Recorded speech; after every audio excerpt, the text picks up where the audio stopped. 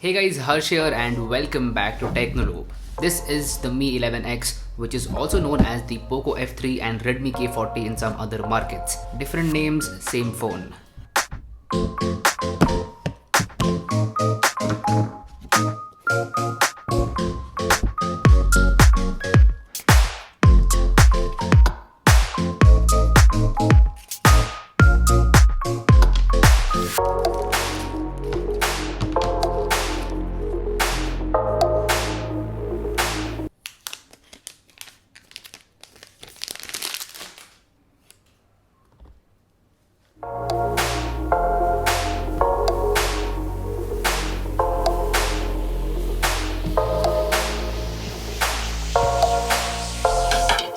The box contains some paperwork, a clear transparent case, a USB Type-C to headphone jack dongle, the handset itself in black color, a 33-watt fast charger and a USB Type-C cable.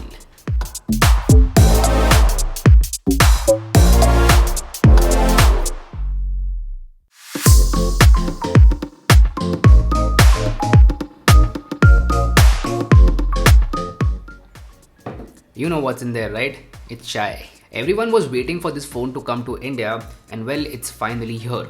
I would have loved to see this phone under the Poco brand, continuing the legacy of Poco F1. But nevertheless, the Mi 11X has arrived over here in India and let's talk about it in detail.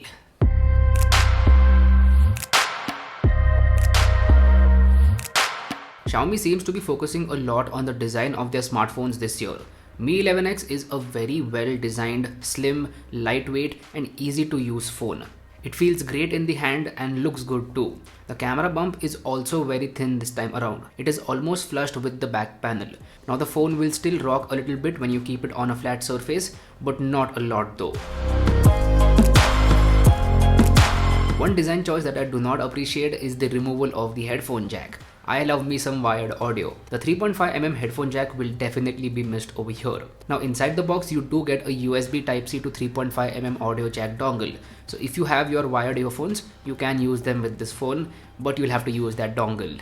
The Mi 11X is built really well.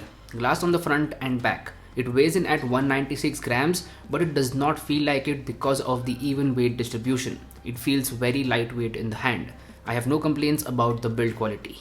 This phone comes in 3 color options: Cosmic Black, Frost White and Celestial Silver. Cosmic Black is the only one which comes with a glossy finish, so it's better to avoid that. Matte finish is way better because it does not attract a lot of fingerprints.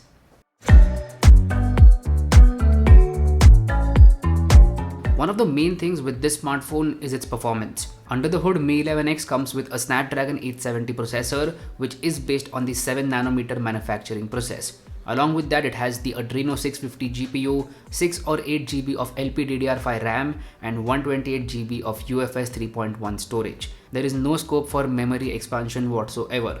That means you get a dual SIM card slot and nothing else. Xiaomi should have given a hybrid SIM card slot at least, because that would have been awesome. The performance of this phone is top notch. Snapdragon 870 is based on the 7nm process and Qualcomm has got very good at making 7nm chips by now. So they started last year with the Snapdragon 865 and this year with the 870 they've gotten better. You can throw whatever you want at this phone and it will not drop a sweat. The performance is very good throughout. The phone feels very snappy, apps open up faster, Instagram works faster as compared to budget phones and the overall system feels very responsive. I have noticed a couple of frame drops here and there, not a lot though, and I'm pretty sure that they will get ironed out with some software updates. For most use cases, this phone is definitely overkill, but such a powerful phone is definitely a good thing for gamers. So if you like to play games like PUBG Mobile or COD Mobile or any other heavy game, then you're going to love the performance of this phone. Now I am not a heavy gamer, but I do like to play some battle royale games here and there with my friends. The Mi 11X is a beast for gaming, no doubt about that. So yeah, with Snapdragon 870 and Adreno 650 GPU, you are gonna get excellent performance with the Mi 11X. A big part of the smartphone experience is the software. This phone comes with MIUI 12 out of the box based on Android 11. Now MIUI 12 is a very heavy skin based on Android. It comes with a lot of features and customizations. These features are extremely helpful. So features like dual apps, multi-window, themes, etc. are very helpful, and that's what makes MIUI a feature-rich skin. It has tons and tons of features. Now with that being said, it also comes with bloatware, which is kind of annoying. But the good thing over here is that you can uninstall that bloatware. I would recommend you to uninstall all the unnecessary applications. MIUI 12 is a very heavy skin, but it is optimized for this phone. It doesn't feel laggy or unoptimized whatsoever. It feels like an optimized experience, which is a good thing. Now, as I said, I have seen a couple of bugs here and there, which I'm pretty sure will get ironed out with upcoming software updates. Now, here are a couple of things that I do with every Xiaomi phone to make it look more like stock Android. Number one is to install Poco Launcher because it works really well with Xiaomi phones. Number two is to install and set an icon pack, which is the Pixel icon pack. Now these two things will make a lot of difference and it will make your smartphone look more like stock Android. I will make sure to drop a link to both of these applications in the description box below.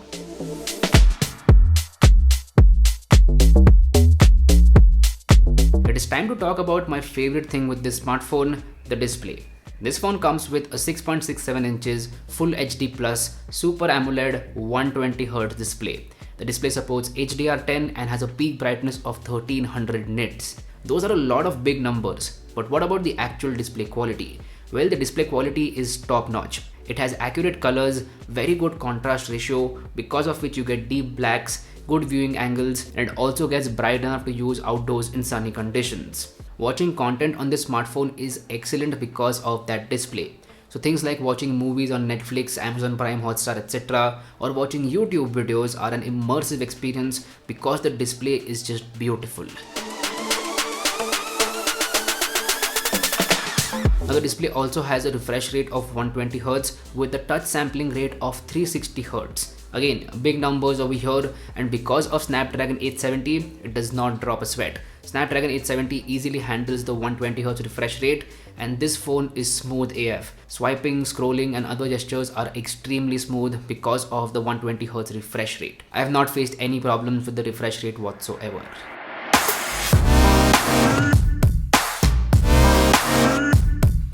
Camera is one of the most important things with smartphones these days. A good camera experience goes a long way, and does this phone have that? Well, first let's talk about the hardware. So on the rear side there is a triple camera setup. A 48 megapixel primary camera, which is the Sony IMX582. It does not have OIS. Then there is an 8 megapixel ultra wide angle camera, and finally a 5 megapixel macro camera. So no useless 2 megapixel depth sensor over here, which I do appreciate. Now what about the photos? Well, from the primary 48 megapixel camera, you can shoot some amazing photos. The dynamic range is impressive even in difficult conditions. The HDR mode does help over here in exposing the highlights and shadows in a good way. Apart from that, the photos have a good amount of detail in them, which is a good thing. So if you like to edit your photos, these details will come in handy. Now here are some photos that I shot and edited on this phone itself, and you guys let me know your thoughts about these photos. If you want a Lightroom preset from me, then please let me know about that in the comments down below. As far as the colors go, they are not too oversaturated and not too undersaturated as well. Just the right amount, the photos look pleasing to the eye. Snapdragon 870's ISP is coming in handy over here to produce some really good quality images. For low lighting scenarios, there is a dedicated night mode which works really well. You will have to keep your phone steady, otherwise you will get a blurry photo. So please keep that in mind. But yeah, low light photography is sorted because of the night mode. Now what about the ultra wide angle camera? It has a very good perspective with a field of view of 119 degrees. Now the actual photo quality is just okayish. The dynamic range is just okayish, and it could have been better, especially with the highlights. It sometimes overexposes the highlights, which is kind of annoying. So HDR mode for the ultra wide angle camera definitely needs some tweaking, and if someone from Xiaomi is watching this, please work on that and provide a software update for the ultra wide angle camera. Apart from that, the photos are soft and they don't have a lot of detail in them because of the 8 megapixel sensor. The colors are accurate, not too oversaturated, not too undersaturated. For low light scenarios, the ultra wide angle camera does have the night mode and it works really well. So if you want to shoot low light ultra wide angle shots, you are covered over here. I would say the ultra wide angle camera is just a good perspective. This gets me to the third camera, which is the 5 megapixel macro. You can shoot some really creative macro shots with this camera. It is high quality, has a good amount of details and does not feel unnecessary. So Xiaomi has worked on the macro camera with the Redmi Note 10 series as well and with this one as well. So I do appreciate this macro camera. This gets me to video shooting. From the rear camera, you can shoot up to 4K at 30 FPS with support for electronic image stabilization. So I do appreciate EIS at 4K 30. You can shoot stable footage and looks good as well. The quality is excellent, the colors are on point and the dynamic range is decent enough. 4K 30 videos come out to be good from this smartphone. Now I'm kind of disappointed that it does not support 4K 60 FPS. That would have been just awesome, and I guess that the processor does support it. So if Xiaomi can enable it via software update, that would be awesome. This gets me to the front camera. So on the front side of things, there is a 20 megapixel camera and it works really well. High quality detailed selfies with natural skin tones and very good dynamic range as well. I am impressed with the selfie camera over here.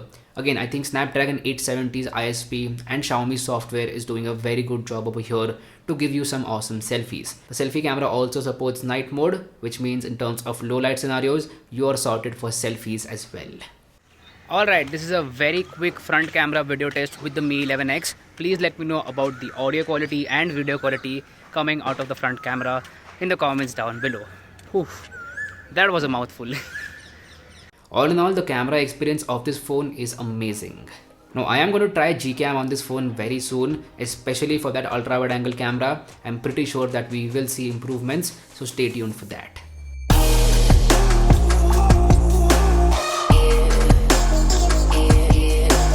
The Mi 11X comes with a 4520 mAh battery. This battery will easily last you throughout the day and some part of the next day as well. And mind you, this battery life is with 120Hz on all the time. So that is impressive. In terms of charging, you are getting 33 watt fast charging over here with the charger inside the box itself. So if you forget to charge your phone overnight, you can just do a top up for 30 to 45 minutes in the morning, which will get you throughout the day, and that is excellent. So no complaints in terms of battery life and charging. This gets me to other things. First up, we have the haptic motor.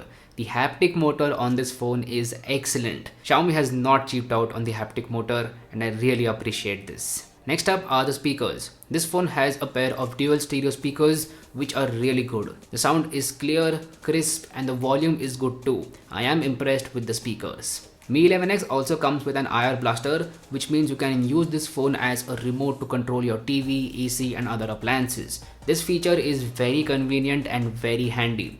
I am glad that Xiaomi has put the IR blaster in this phone. Next is the fingerprint sensor. The fingerprint sensor is placed on the power button and it is a physical one. I have said this before and I'll say it again, side mounted fingerprint sensors are better than in-display fingerprint sensors. They are faster and more accurate, and same is the case with this one. It is a really good fingerprint sensor, no complaints over there. Next are the buttons. So the buttons are clicky and they do not feel cheap at all.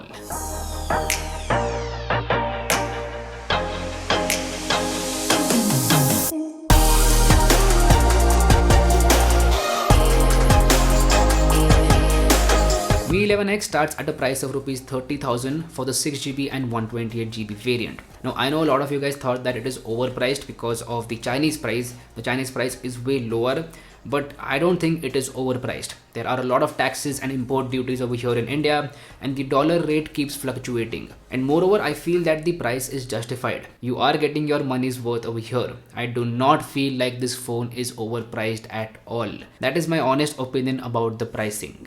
Now the launch offers include up to 3,500 rupees cashback with HDFC cards, so that is an added bonus. Effectively on launch day you can get this phone for about 27,000 rupees, which is an excellent deal in my opinion. If you want to buy it, I will make sure to drop a link to it in the description box below. So anyway, this was my full review of the Mi 11X. If you like this content, go ahead and hit that like button, and if you haven't already, please subscribe to the channel. It would mean the world to me.